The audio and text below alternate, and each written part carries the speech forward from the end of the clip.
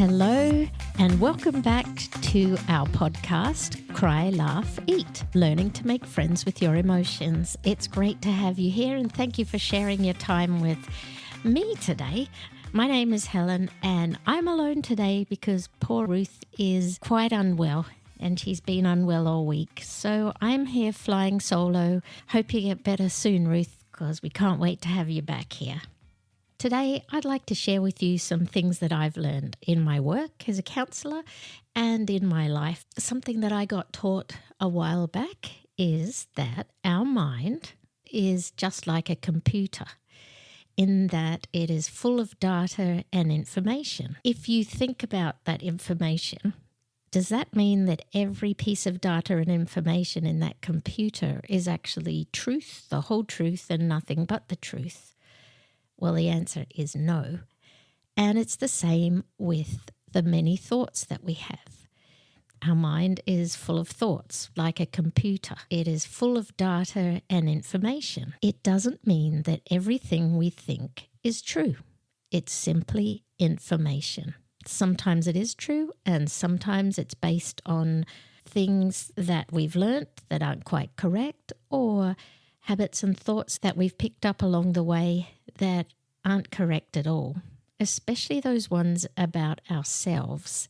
There are times when we get stressed or a situation triggers emotion within us, and in that stress that we feel internally, sometimes our thoughts turn to a negative style of questioning. And I'm going to just share with you some of the first parts of those questions we might say, and you could fill in the rest if it's familiar to you.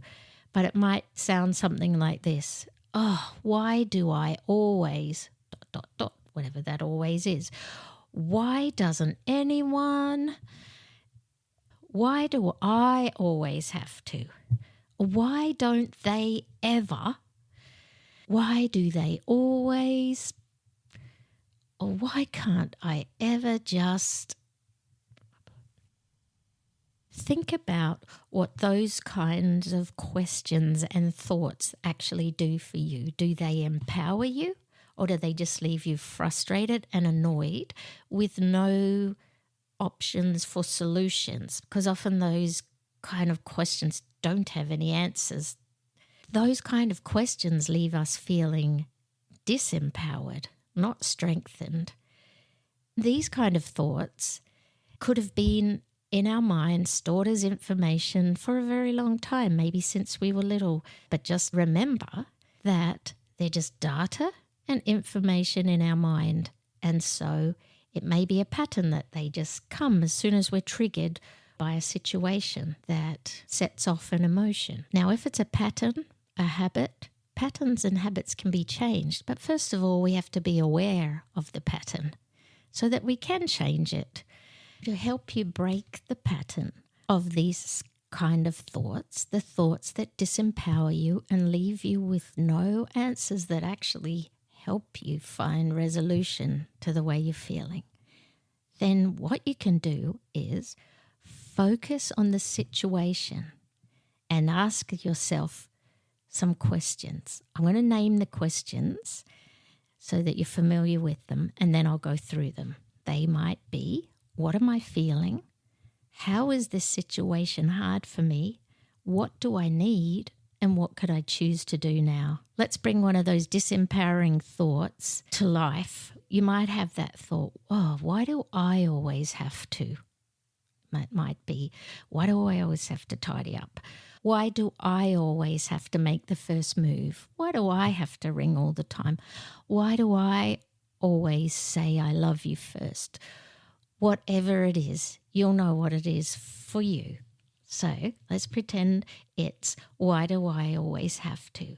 That question, why do I always have to, doesn't really have an answer that brings any resolution. And what you might guess at the answer may not even be real because it might be just the way you perceive. The first thing you can ask yourself when you're thinking, why do I always have to, is what am I feeling? What am I feeling right now about this? I'm feeling frustrated. Maybe. you'll know what your answer is. The next question is, how is this situation hard for me? And it might be, I'm feeling tired or neglected or unnoticed, and I'm tired of feeling that way. The next question, what do I need? And here's where you think about, what do you need? What is it you're really needing? These questions get to the core of what you need. And when you know what you need, then this is where you get empowered, where you can say, what can I choose to do now? So could you talk to the other person or the other people? What is it that you could choose to do? Just repeating those questions. What am I feeling? How is this situation hard for me? What do I need?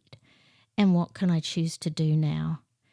See how they're questions that care about what you're thinking and feeling and help you come to more of a resolution than a question like, why do I always have to?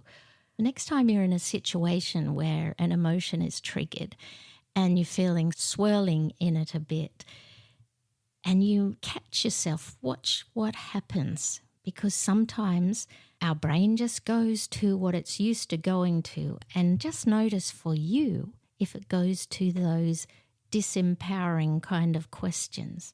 And if it does, and it's not leaving you feeling good, think about those questions. What am I feeling? What's hard for me about this situation? What do I need right now? And what can I choose to do? I hope this little episode has been helpful to you, and I look forward to having Ruth back next week. And I look forward to having you back next week. Great to talk with you. Talk with you next week. Bye.